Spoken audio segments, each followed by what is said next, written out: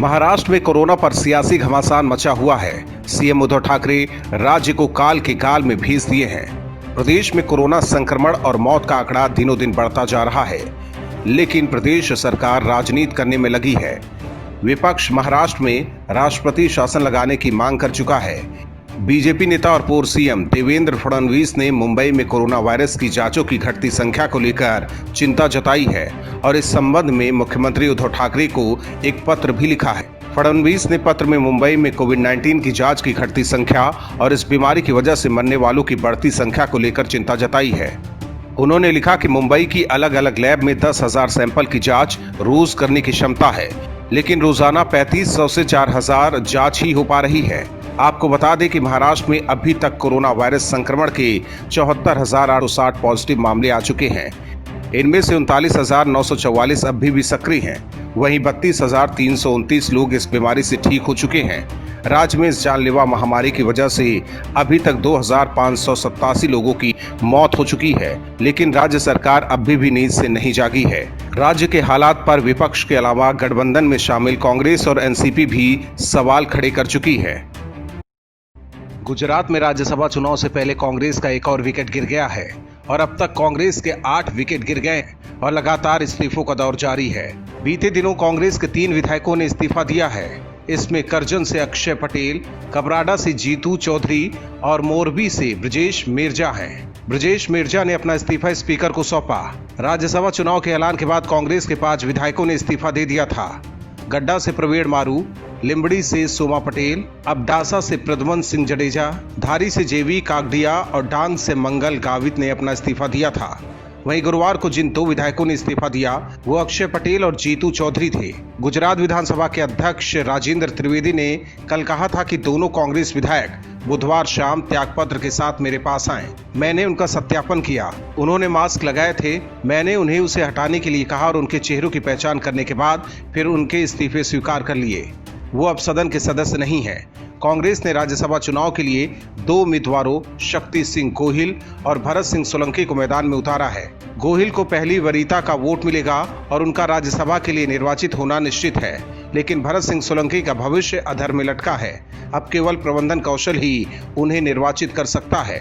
विधायकों के इस्तीफे पर कांग्रेस के वरिष्ठ नेता अर्जुन मोढवाडिया ने कहा कि बीजेपी हमारे विधायकों को लुभाने के लिए पैसे के साथ ही धमकी का इस्तेमाल कर रही है। अक्षय पटेल की खनन में व्यावसायिक हित है और इसीलिए उन्हें लालच दिया गया है। हालांकि कांग्रेस विधायकों के इस्तीफे पर कुछ भी कहे, लेकिन इससे बीजेपी की बल्ले बल्ले है।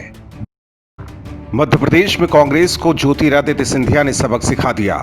गांधी परिवार के तलवे चाटकर सीएम बने कमलनाथ को सिंधिया से दुश्मनी लेना महंगा पड़ा। बदले में उन्हें सीएम की कुर्सी कुर्बान करनी पड़ी। यही हाल राजस्थान का भी होने वाला है। अशोक गहलोत सोनिया गांधी के करीबी हैं, लिहाजा उन्हें सीएम की कुर्सी मिली, लेकिन सरकार गठन के बाद से ही सीएम अशोक गहलोत और सचिन पायलट के बीच आपसी खींचतान जारी है। कई बार ऐसा लगता है कि पायलट भी सिंधिया बनेंगे और गहलोत की नाव डुबो देंगे। पायलट के समर्थक कांग्रेस आलाकमान के झूठे वादे से भी नाराज हैं। दरअसल कांग्रेस ने सचिन पायलट के समर्थकों को आश्वासन दिया था कि लोकसभा चुनाव में अगर राजस्थान में सफलता नहीं मिलती है तो अशोक गहलोत को हटाकर सचिन पायलट को सीएम बनाया जाएगा। लेकिन लोकसभा चुनाव में करारी हार के बाद भी कांग्रेस ने ऐसा नहीं किया। इसी वजह से पायलट समर्थकों की नाराजगी बढ़ती जा रही है। बीते दिनों नागौर मामले में 2 युवकों के साथ हुई ज्यादती के बाद प्रदेश कांग्रेस अध्यक्ष सचिन पायलट खेमे में से सोनिया गांधी को एक रिपोर्ट भेजी गई थी, जिसमें सरकार को पूरी तरह नाकाम बताया गया था। वहीं मुख्यमंत्री अशोक गहलोत और कांग्रेस प्रदेश अध्यक्ष सचिन पायलट के बीच राज्यसभा चुनाव में प्रत्याशियों को लेकर भी विवाद है। पायलट एक जाट और एक मेड़ा जाति से प्रत्याशी बनाना चाहते थे और गहलोत नहीं। वहीं इसके बाद मंत्रिमंडल विस्तार को लेकर भी अंदर खाने घमासान चल रहा है। ऐसे में अगर एमपी में सियासी उलटफेर को देखते हुए कांग्रेस समय रहते फैसला नहीं करती है तो राजस्थान में भी कांग्रेस का हाल वही होने वाला है जो मध्य प्रदेश और दूसरे राज्यों में हुआ है। महाराष्ट्र में एक बार फिर शिवसेना और राज्यपाल आमने सामने हैं। इस बार मामला राजनीति से हटकर छात्रों पर अटका है। उद्धव सरकार छात्रों को खुश करने के लिए फाइनल ईयर की परीक्षा लिए बिना पिछले सत्र के अंकों का मूल्यांकन करके औसत अंक दिए जाने का फैसला लिया है। राज्य सरकार के इस फैसले पर राज्यपाल भगत सिंह कोश्यारी ने आपत्ति जताई है। राज्यपाल ने सभी विश्वविद्यालयों के चांसलर को पहले ही पत्र लिखकर अपना विरोध जता दिया है। इसके बाद राज्यपाल से 36 का आंकड़ा रखने वाली शिवसेना ने आग में घी डालने का काम किया है।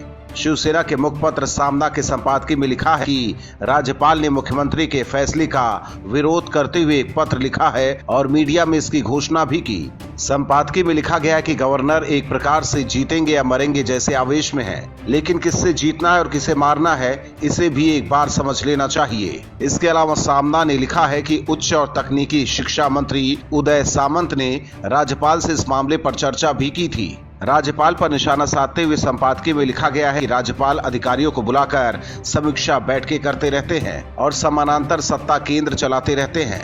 इससे पहले भी कई बार अघाड़ी सरकार और राज्यपाल के बीच मतभेद की खबरें सामने आ चुकी हैं। वहीं सीएम उद्धव तो राज्यपाल द्वारा बुलाई गई बैठक में भी नहीं जाते हैं। सवाल है कि आखिर उद्धव सरकार राज्यपाल से नाराजगी क्यों मोल लेती है? क्या केंद्र सरकार से राज्यपाल के अच्छे संबंधों को सीएम उद्धव ठाकरे पचा नहीं पाते हैं? बीजेपी छोड़कर कांग्रेस का दामन थामने वाले राजनीति के हरफन मौला खिलाड़ी नवजोत सिंह सिद्धू अब एक बार फिर पलटी मारने को तैयार हैं। सोनिया और पूर्व पीएम मनमोहन सिंह के चरणों में नतमस्तक होकर कांग्रेस में शामिल हुए सिद्धू अब केजरीवाल की शरण में जाएंगे।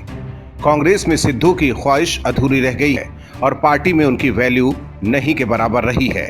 पंजाब में भी सीएम कैप्टन अमरिंदर के आगे सिद्धू को घुटने टेक देने पड़े, लिहाजा अब सिद्धू ने कांग्रेस को सबक सिखाने का फैसला कर लिया है। दरअसल इस बात के संकेत दिल्ली के सीएम अरविंद केजरीवाल ने दिए हैं कि सिद्धू को अपनी टीम में शामिल करके उन्हें खुशी होगी।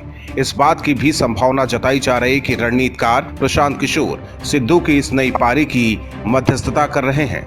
एक कार्यक्रम में सीएम केजरीवाल ने कहा कि नवजोत सिंह सिद्धू का आम आदमी पार्टी में स्वागत होगा।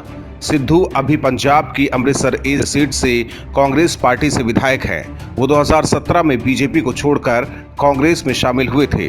हालांकि पंजाब के सीएम कैप्टन अमरिंदर सिंह के साथ तल्खी के बाद से उन्हें कैबिनेट से भी बाहर का रास्ता दिखा दिया गया है, जिसके बाद से ही सिद्धू विलुप्त हो गए हैं। दिल्ली विधानसभा चुनाव में भी सिद्धू स्टार प्रचारक थे, लेकिन पूरे चुनाव के दौरान भी वो कहीं नजर नहीं आए। अब अगर सिद्धू आप में शामिल होते हैं तो ये भी किसी मैच फिक्सिंग से कम नहीं होगा। केरल में गर्भवती हथिनी की मौत पर सियासत शुरू हो गई है।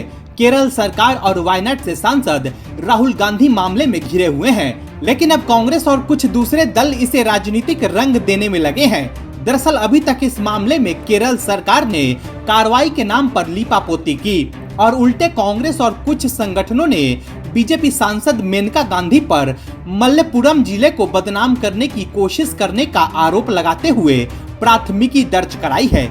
शिकायत को कांग्रेस, युवा लीग और 3 संगठन द्वारा दर्ज कराया गया है, लेकिन ये बात किसी को समझ नहीं आ रहा है कि आखिर बीजेपी नेता पर एफआईआर दर्ज क्यों कराई गई है। क्या कांग्रेस को ये बात पसंद नहीं आ रही है कि उनके नेता राहुल गांधी के खिलाफ कोई बयान दे? क्योंकि बीते दिनों केरल में हुए इस घटना के लिए मेनका गांधी ने राहुल पर निशाना साधा था और केरल सरकार पर भी सवाल उठाए थे और इसके बाद ही उन पर एफआईआर दर्ज कराई गई है। इससे पहले केरल के वन मंत्री राजू ने गर्भवती हथिनी की हत्या मामले की जांच के लिए 3 टीमों की नियुक्ति की थी। गर्भवती हथिनी की मौत के मामले में एक आरोपी को गिरफ्तार किया जा चुका है, वहीं दूसरे लोगों से पूछताछ जारी है। इस मामले को लेकर पूरे देश से प्रतिक्रियाएं आई थी और सोशल मीडिया पर भी लोगों ने आरोपियों की गिरफ्तारी की मांग की थी। मशहूर कवि कुमार विश्वास हमेशा अपने बयानों और ट्वीट को लेकर चर्चा में रहते हैं। एक बार फिर कुमार विश्वास ने केजरीवाल और आम आदमी पार्टी पर निशाना साधा है। कुमार विश्वास ने अपने आधिकारिक ट्विटर अकाउंट पर आम आदमी पार्टी के निलंबित पार्षद ताहिर हुसैन और जेसिका लाल हत्याकांड के दोषी मनोज शर्मा को लेकर एक ट्वीट किया है।